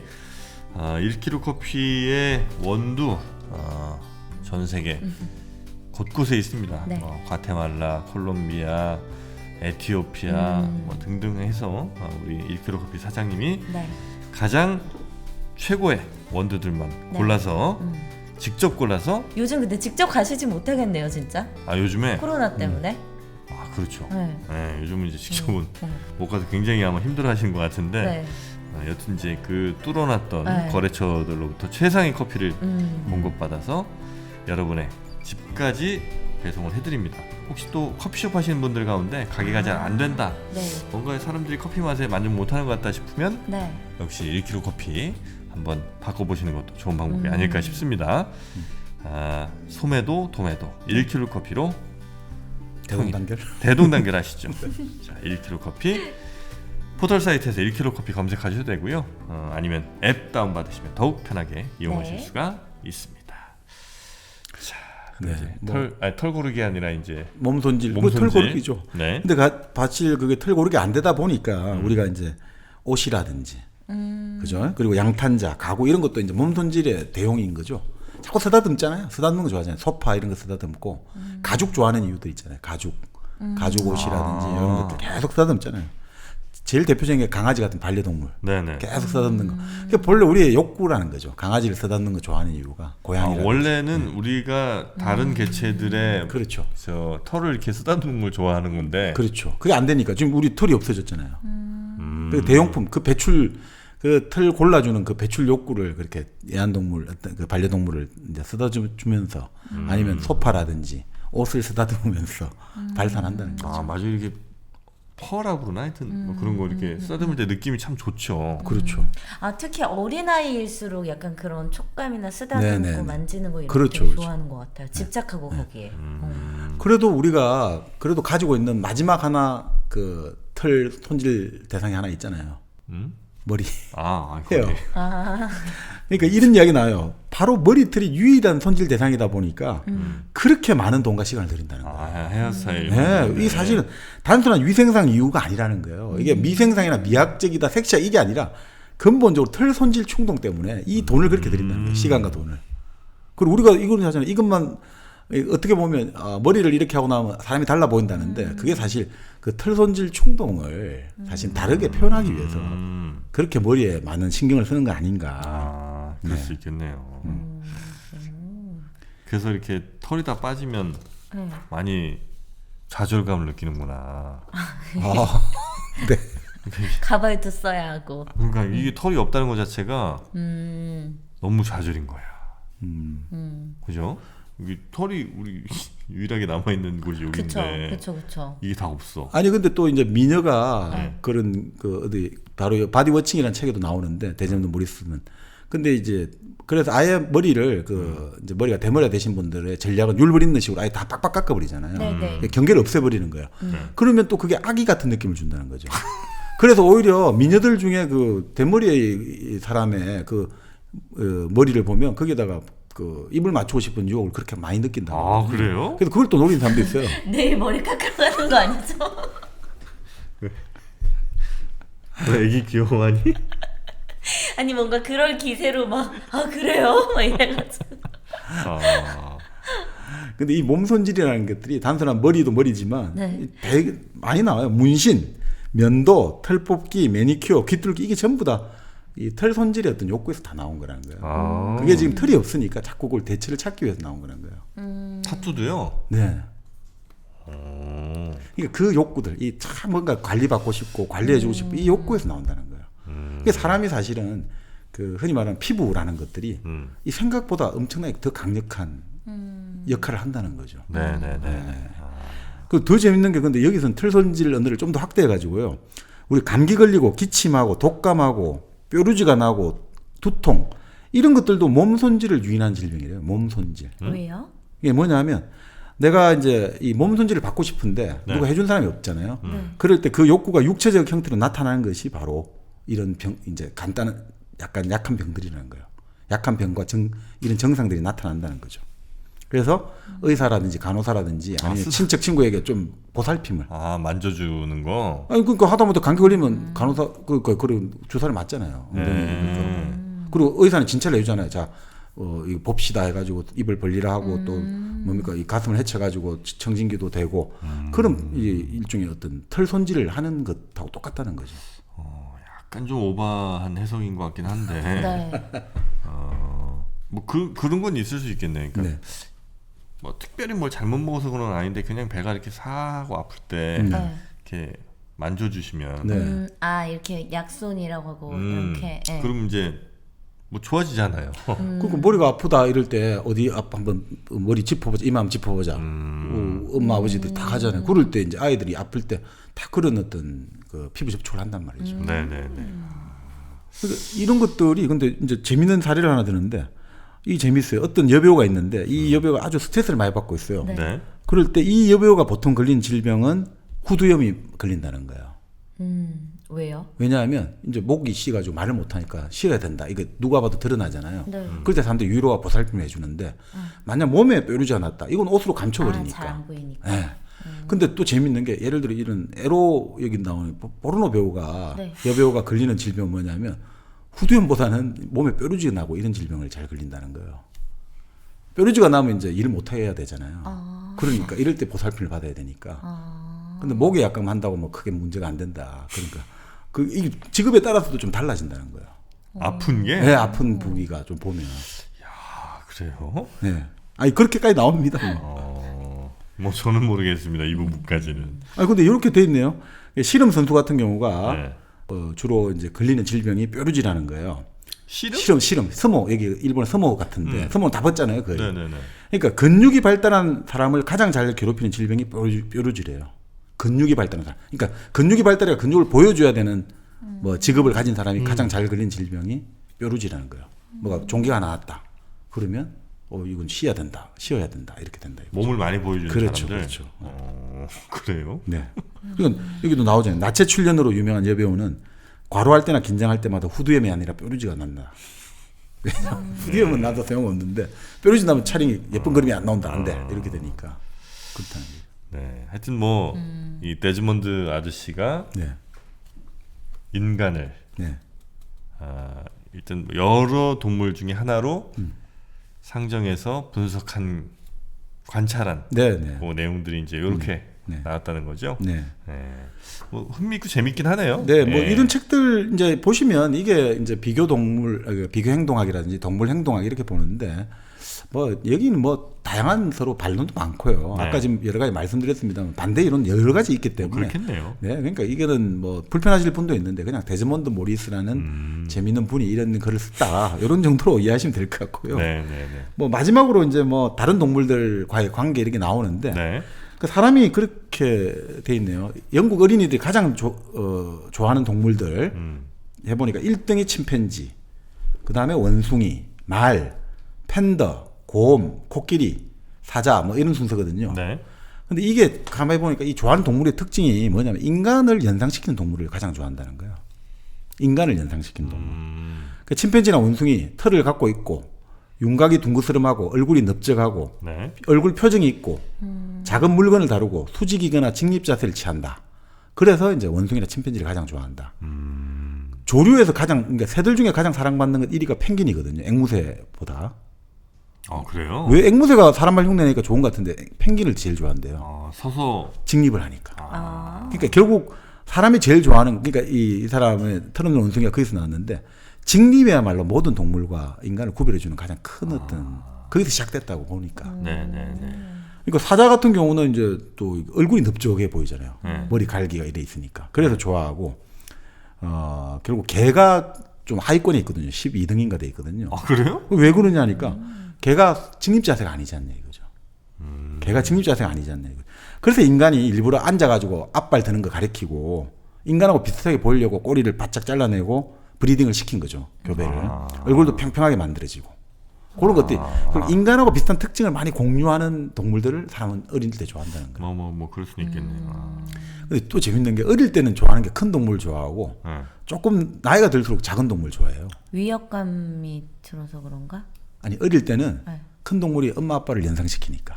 아. 우리 동화책에서 거인이 아빠를 연상시킨다 했잖아요. 네. 잭과 콩나무에서.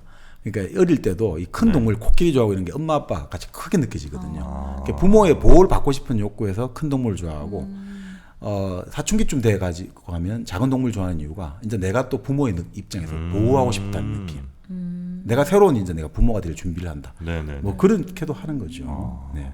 그러니까 마지막 장이 이제 인간이란 종과 다른 동물들과의 관계 뭐 이런 그렇죠. 것들을 나타내준 장이군요. 그러니까 뭐 거꾸로 보면 혐오하는 동물은 한번 맞춰보시죠. 뱀, 1등 뱀입니다. 2등은 뭘 것 같아요? 진해, 비슷하다. 네, 거미 지네 같은 거 맞습니다. 그런 발이 가족- 많은 거. 인간과 너무나 다른 그렇죠. 제일 저 멀리 사람하고 비슷한 특징 하나도 없는 거. 아, 그러니까 재미있는 게 뱀과 거미가 1, 2등 그러니까 차지하거든요. 네. 그러니까 이게 왜 그러냐니까 뱀이 상징하는 게 뭐겠습니까? 그러니까 이제 뱀은 옛날 뭐 예를 들어 가지고 파충류 시절 포유류가 뭐 잡아먹겠다는 그것도 있지만 뱀이 기본적으로 문화의 코드에 상징하는 게 있거든요. 뱀이 성기? 예, 맞습니다. 남근을 상징하거든요. 네. 그러니까 미끈미끈하고 이게 더럽고 슬금슬금 기어다닌다. 아니 그렇게 나오네요 여기서. 특히나 이제 독사하잖아요. 독사는 뭐냐면 독을 쭉 쏘죠. 그게 끄림칙한 성향이죠. 이걸 통해서 잘못하면 내가 임신이 된다든지 원치 않는 게 되니까 이게 그럴 수 독사인 있죠. 거죠. 예, 예. 근데 더 해석이 더 적나라하게 재밌으시는데. 그러니까 이런 어떤 것들이 되고. 근데 제일 재밌는 게 소녀들이 있잖아요. 이제 하이틴이 됐잖아요. 소녀들이 가장 거부감 가지는 거는 거미 같은 거거든요. 아까 말한 진해 같은 거. 사춘기에는 털이 나는 게 이제 성인의 특징인데 특히 남자에게 이제 수염이 나고 이러니까 그게 더 남성을 상징한다는 거예요. 그래서 그래서- 거미에 털이 있어서 싫다는 거예요. 그렇죠. 소녀들이 몸에 사실은 이제 2차 성징이 날 때 네. 털이 날 때 소년보다 엄청나게 당황하고 불안한데요. 이런 게 자기한테 갈 때. 그래서 그걸 상징하니까 거미 같은 경우가 싫은 이유가 이제 그렇다 이런 거죠. 근데 오히려 뱀은 좋구나. 또 재밌는 게 소녀 때 좋아하는 동물 중에 하나가 말이에요. 말. 말 타야지. 말이요? 네. 근데 그렇게 나와요. 사실은 이게 설득력이 있죠. 왜냐하면 말에 대한 인기가 소녀들이 사춘기가 시작할 때 소년들보다 3배나 더 말을 좋아해요. 어떤 동물도 남녀 성별에 이렇게 차이가 나는 동물이 없거든요. 왜 여자들이 이렇게 특히 말을 소녀들이 좋아한다는 말을 좋아한다는 거죠? 거죠. 근데 이제 보통 사람들이 말이 근육질인데 그런 거보다는 이게 오히려 뭐 사실 너무 좋아하지 마. 말에 남성다움도 있지만 말을 탔을 때의 자세 및 동작이 어떤 그쵸. 성적 반응하고 네. 거의 유사하다는 거예요. 그래서 이제 말을 되게 좋아하는데 사춘기 통과하면서는 인기가 떨어진대요. 왜냐하면 너무 노골적이라는 거죠. 사춘기가 지나다 보면 이제 소녀들이 이런 건 은밀해야 된다라고 생각하는데 이걸 너무 적나라하게 보여주는 건 어린아이들 하는 행동이야라고 해서 사춘기를 지나면 말에 대한 인기가 확 떨어진대요. 그러니까 그런 식으로 또 이 시기에 따라서 또 좋아하는 동물과의 관계도 달라지기도 합니다. 네. 많이 까졌네. 영국 애들. 네. 네. 자, 이 데즈먼드. 네네. 데즈먼드 아저씨의 털없는 원숭이. 네네. 저희가 28번째 책으로 좀 읽어봤는데 네. 어떻게 좀 재밌었습니까, 우리 정민현님? 네. 근데 약간 이런 생각도 들었어요. 우리가 지금 그냥 상식은 아니지만 어쨌든 그러니까 굳이 누구한테 배우지 않아도 우리 한테 깔려 있는 그런 여러 가지 것들이 다 좀 저쪽에서 기인한 것들이라는 생각이 좀 들었어요. 그리고 항상 우리가 우리 스스로는 이제 너무나 익숙하니까 네. 자꾸 한 번씩 이렇게 좀 거리를 두고 좀 한번 낯설게 보는 거 이런 거는 정말 좀 필요한 작업인 것 같습니다. 예, 그래서 털없는 원숭이가 이번에 또 출간 50년 기념 네. 새로 책이 나왔다고 하니까 뭐 책도 혹시 기회 되시면 뭐 한번 보시고 저희도 이렇게 좀 새로 나온 책들 한 번씩 소개를 네. 좀 해드리면 좋겠다는 생각이 좀 드네요. 네. 네, 그래서 대체로 저희가 좀 고전 위주로 소개를 많이 해드리는데 고전이나 아니면 좀 아주 유명한 책들 소개를 해드리는데 네. 시간을 조금 할애를 해서 신간들도 한 번씩 좀 소개를 해드리면 좋겠다 재밌겠네요. 생각이 좀 듭니다. 자, 그럼 오늘 28번째 책 털없는 원숭이 아주 흥미로운, 특히 이제 저는 짝짓기 쪽이 아주 재밌었는데 데즈먼드 모리스의 털없는 원숭이는 이 정도로 저희가 마무리하고요. 네. 한 가지만 네, 이제 네, 말씀을 드리자면 아까 말씀드린 대로 이 털없는 원숭이를 일부러 썼던 이렇게 모욕적인 명칭을 썼던 이유가 결국 인간이 당시에 그 뭔가 너무 인간 중심적으로 나아가지고 이 자칫 잘못하면 이 지구가 문제가 생기고 이 네. 인류가 멸종할지 모른다는 그 위기 예측에서 이 문제를 썼고요. 그 다음에 또 가장 이제 데즈먼드 모리스가 강조하는 게, 그러니까 인간이 가지고 있는 이 생물학적 충동을 인정을 해야 된다 이거죠. 이거를 계속해서 뭔가 다른 걸로 억제하고 억압하고 누르려 하다가는 마치 그 뭡니까 우리가 저수지 같은데 댐을 쌓아가지고 물을 계속 차오르는데 계속 그렇게 댐만 쌓아 있다가는 어느 순간에 갑자기 더 큰 범람을 해가지고 온갖 이건 뭐 홍수처럼 우리를 덮칠지 모른다. 그러니까 네. 그 생물학적 충동의 어떤 그 심층을 우리는 좀 알고 있어야 된다. 너무 네. 그러니까 우리가 뭐 표면에만 집착해가지고 인간은 이렇다 저렇다 이렇게 하지 말고 인간도 수많은 어떤 그 원숭이와 유인원의 하나의 종인데 거기서 어떻게 이렇게 달라져 왔는가 이런 걸 한번 우리가 되짚어 보자. 뭐 그런 취지에서 한번 보면 좋겠다 이 생각이 마지막으로 듭니다. 네. 제 생각과 아주 맞닿아 있습니다. 네. 맞다, 이게 뭘 맞다 있어. 저 뼈가 왜 그렸어 여기다가. 제 생각과 매우 맞닿아 있습니다. 아니 그러니까 결국 데즈먼드 모리스는 이런 거거든요. 결국 우리가 그때 칸트도 이야기했습니다만 네. 자유란 게 뭐냐 이거죠. 자유란 게 내 마음대로 하는 게 자유냐 그게 아니고 그 이건 저기 실러가 이야기했던 건데 자유는 보다 높은 차원에서 필연을 인식하는 거라 했거든요. 자유는 필연을 인식하는 거. 우리가 이렇게 왔고 저런 거 왔고 우리 충동이 이렇다는 걸 알면 우리는 오히려 자유로워질 수 있거든요. 그러니까 우리가 지금 사실은 가장 강조하는 게 우리가 자유의 시대를 살고 있다고 하지만 자유로운 시대는 살고 있는 건 아니거든요. 네. 우리가 자유를 이념으로 말하는 시대는 살고 있지만 그 자유가 우리 몸속 뼈속 깊이 다 들어와가지고 녹아있는 자유로운 시대는 살고 있지 않아요. 자유의 시대를 우리는 살고 있다고 말하지만 자유로운 시대는 살고 있지 않거든요. 네. 뭐 깐트를 좀 흉내내면. 네. 그러니까 우리가 진짜 자유로운 인간이 되고 좀 더 인간다운 인간이 되려면 이런 원숭이로서의 털없는 원숭이로서의 인간을 봐야 된다 이런 생각이 마지막 듭니다. 뭐 어떤 행동이 옳으나 그르냐를 따지기 전에 네, 네. 왜 저런 행동을 하는지를 이해를 하면 어, 우리가 서로를 좀 비난하지 않는다. 뭐 비난하지 않을 수도 있고 아니면 적어도 그 사람 행동을 뭐 용서까지는 못하더라도 적어도 저런 연유로 저런 행동이 네. 나오는구나 정도 이해할 수 있잖아요. 그렇게 좀 됐으면 좋겠다 생각이 제 작은 바람입니다. 네. 호석 가는 느낌. 네, 이해해 주실 거죠? 네, 무슨 일이 있어도 이건 다 유전자 때문입니다. 자, 오늘 28번째 책 데즈먼드 모리스의 털없는 원숭이 이 정도로 정리하고요. 다음 시간에 또 재밌는 책 네. 여러분께 소개해 드리도록 하겠습니다. 자, 오늘도 함께해 주신 여러분 고맙습니다. 고맙습니다. 고맙습니다.